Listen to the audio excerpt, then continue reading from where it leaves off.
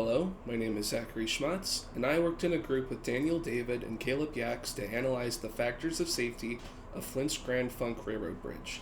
Our bridge was built in 1924 using steel and concrete, according to the Michigan Department of Transportation. The bridge is named after the Grand Funk Railroad Band, formed in 1969 and rising to popularity in the 70s. The bridge was subsequently painted with the band's name and some of its members. This paint remained untouched until 2019 when it was vandalized with graffiti. Thankfully, the original paint was restored and the restoration can still be seen today.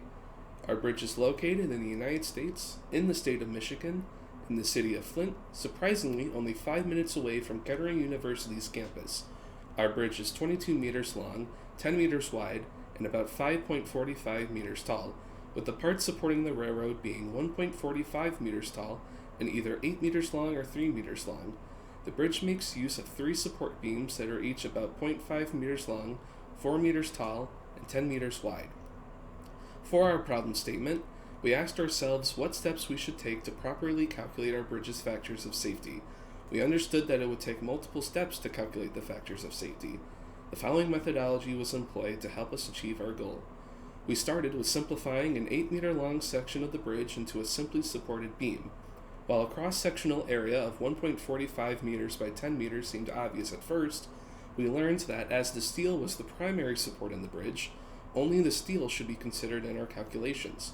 We then calculated the second area moment of inertia and cross-sectional area of one steel I-beam.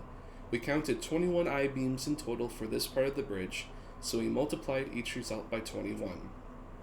We calculated the total force due to the weight of the bridge and the total force of gravity acting on 2 of today's heaviest locomotives to find the total force of gravity on the bridge.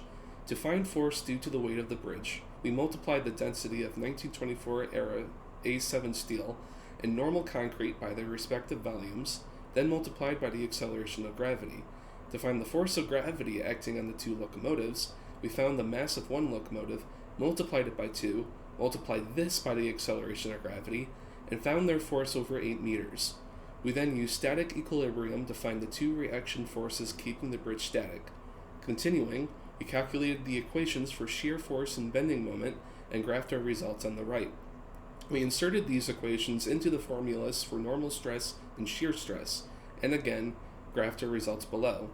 Finally, we divided their respective ultimate stresses by our equations for normal stress and shear stress to find the factors of safety, with the maximum of 100 and minimum of 43 for normal stress, and a maximum of 532 and minimum of 133 for shear stress. Throughout this project, we have conducted thorough research to provide a history on our bridge, as well as collect data that is necessary to solve for the maximum shear stress and maximum normal stress, as well as finding the factors of safety for the bridge. After this research was completed, we began analyzing the bridge to discover the stresses acting on the bridge through finding the second area moment of inertia acting on the steel I-beams, and finding the max forces acting on the bridge through static analysis and the equations used in class. Through this research, we were able to determine the maximum normal and shear stress, as well as the factors of safety for the bridge. Throughout this project, we were able to confidently calculate the forces acting on the bridge.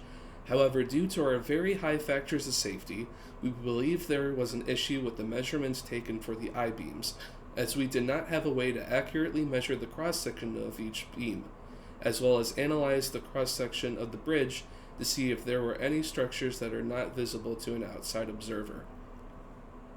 Here are the sources of what we referenced for this project. We thank you for your attention and hope you have a good rest of your day.